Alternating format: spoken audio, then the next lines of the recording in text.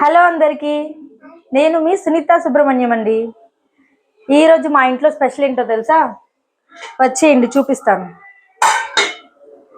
ఇది వచ్చేసి మైల్డ్గా చేసిన పులావ్ అన్నమాట.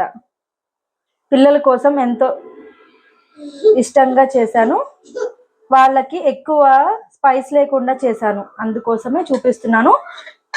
ఇంకొకటి కీమా కర్రీ అండి. ఇది కూడా దీనికి ఒక టిప్ ఉంది. ఈ కర్రీ ఎలా చేశాను అనేది కింద డిస్క్రిప్షన్లో లింక్ ఇస్తాను, చెక్ చేసుకోండి. ఎలా ఉందో ట్రై చేసి కమెంట్ చేయండి.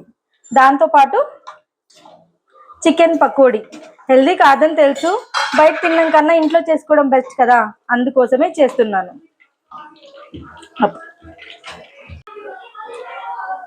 ఇందాక చూపించిన కీమా కర్రీ ఆల్రెడీ కింద వీడియోలో డిస్క్రిప్షన్ లింక్ ఇచ్చాను.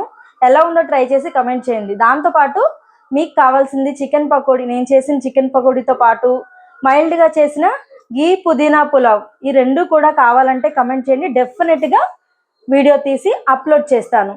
దాంతోపాటు ఈరోజు మేము సండే స్పెషల్స్ ఇవి చేసుకున్నాం. మీరేం చేసుకున్నారో కూడా కమెంట్ చేయండి. మరిన్ని వీడియోస్ కోసం stay tune to Sunitha Subrahmanyam. Video నచ్చితే లైక్ చేయడం మాత్రం మర్చిపోకండి. Please subscribe. Bye bye.